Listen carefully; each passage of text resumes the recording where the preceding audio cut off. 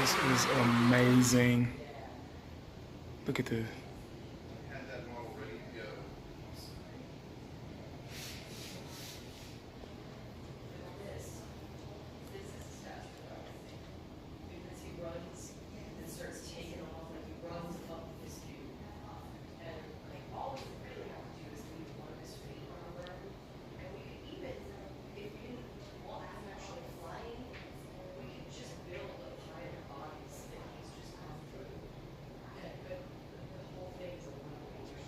Crazy, man.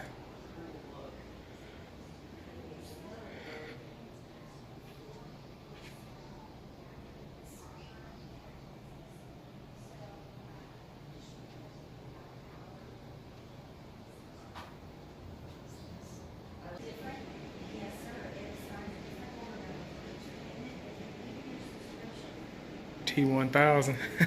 God, that's gold.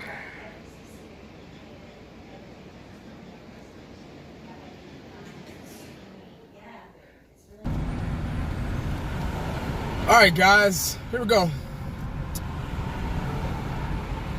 Well, you know what I did today? I wasted 20 minutes of my time today. Put this window up so y'all can hear me. I wasted 20 minutes of my time today. And I'm going to tell you how. I was listening to Jason Garrett's press conference. I believe it was from yesterday. But I finally got a chance. They were talking about it on the radio this morning, and I was kind of curious about what they were talking about. So I wanted to hear for myself. And I wasted about a good 20 minutes of my day. I had a light day today. My loads were really light on the truck, so I was good. You know, I had time to spare. So, you know, it's all good on that one. But anyway, I listened to them, and they were asking them questions. You know, different beat writers from different, you know, local channels. We had a guy from Channel 8, WFAA. I think Mike Ducey was on there.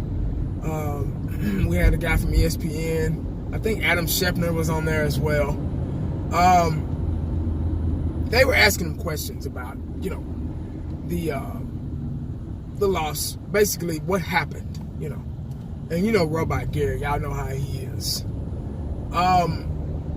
You know, they were kind of asking him some questions as far as why things broke down the way they did. And why were we so ill prepared? Now, yesterday I compared, for example, teachers and coaches. Same thing, same category. Yesterday I did it on a video. If you haven't seen it, go back and check it out. This is another prime example of a teacher/coach.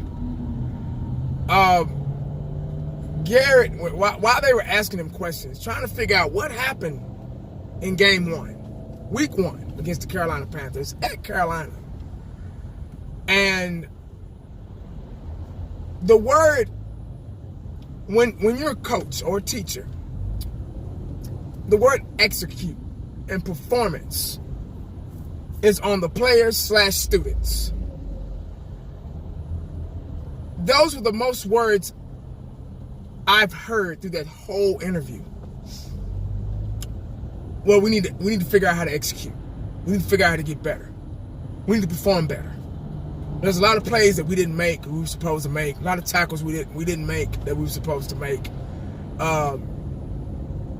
You know, Dak Prescott and his footing and his accuracy, and you know, they were asking him questions as far as, you know, players not playing in the preseason, and Garrett went around that.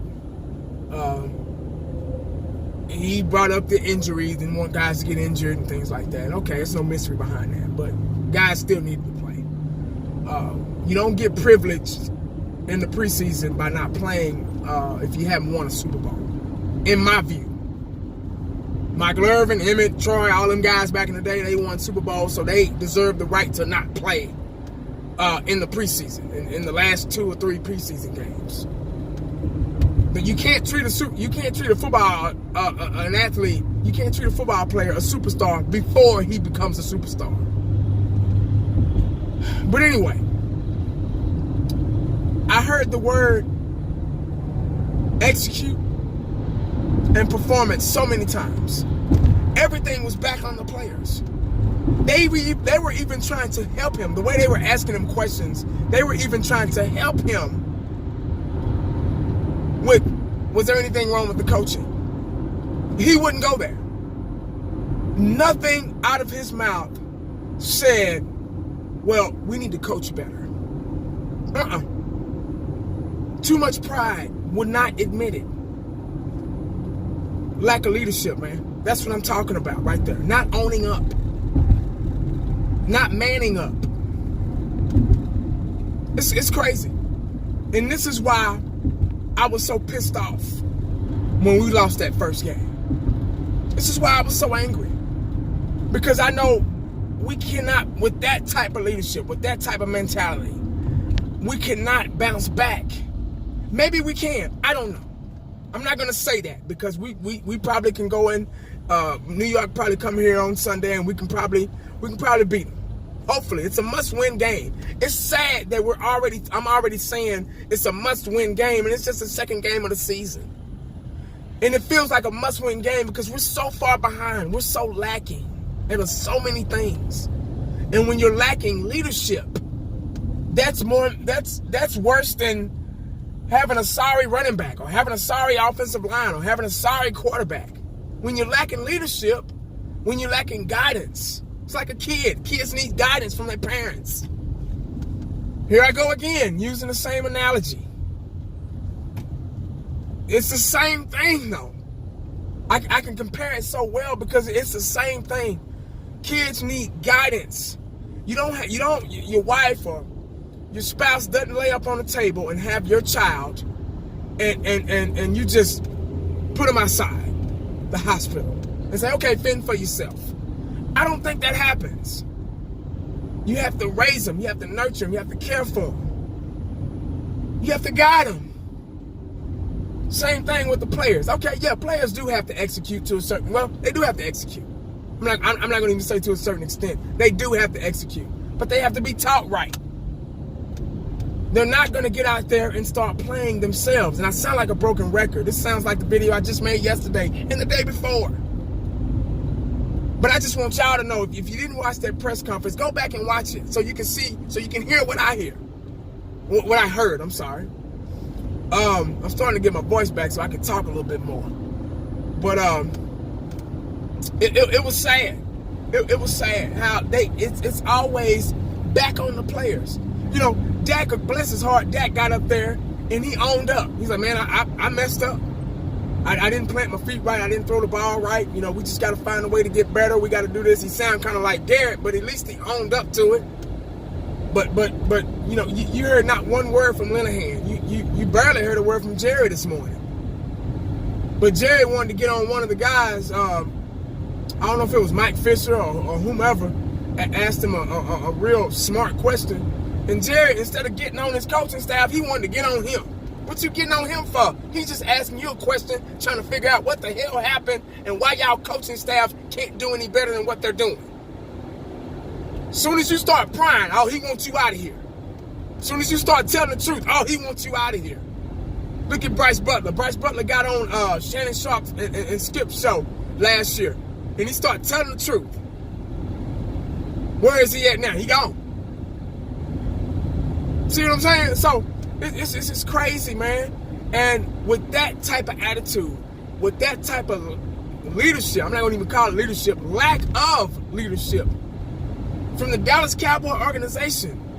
Guys, with all that being said, what I just said, so when you're standing in line at the Dallas Cowboy Pro Shop, when you're standing in line at Albertsons where they sell Dallas Cowboy, and Tom Thumb where they sell Dallas Cowboys gear, when you're online in the Dallas Cowboy Pro Shop, and you clicking on stuff to buy, to purchase, to support the Dallas Cowboys, so you can support your team, you think about what I just said. No, I'm not giving up on it. I never will. Hell, I'll probably go buy me a shirt this weekend. But we all have to think about that. And some of you are diehard fans, just like me. And some of you are really diehard fans. Like, y'all do drive-by shootings on people and throwing up Cowboy gang signs and doing Cowboy crip walks and stuff across the intersections. While y'all doing all that, while you doing your drive-bys, while you throwing up your Cowboy gang signs, while you're representing your hood, because you don't even play for the Cowboys, but you're still representing them. Remember what I just said. Remember what you're cheering for. Remember what kind of leadership is on this team.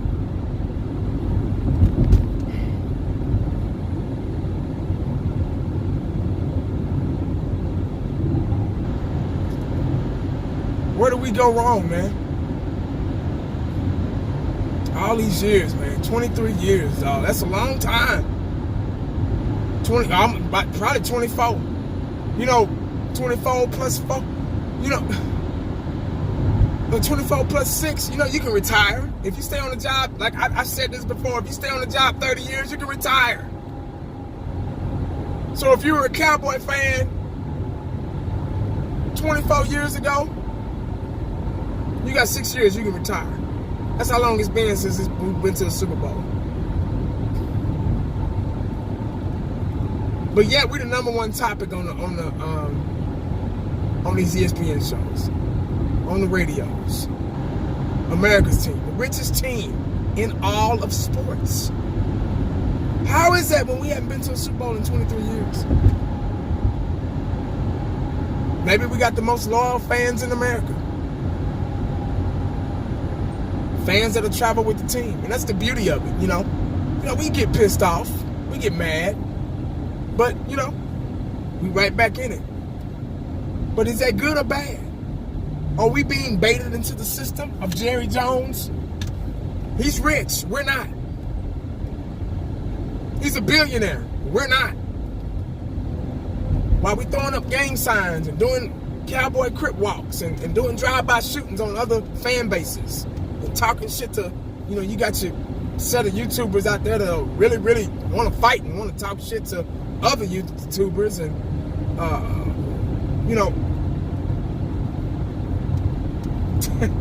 it's crazy, man. Wow. All right, guys, that's all I got, man. Sorry to bother y'all today, but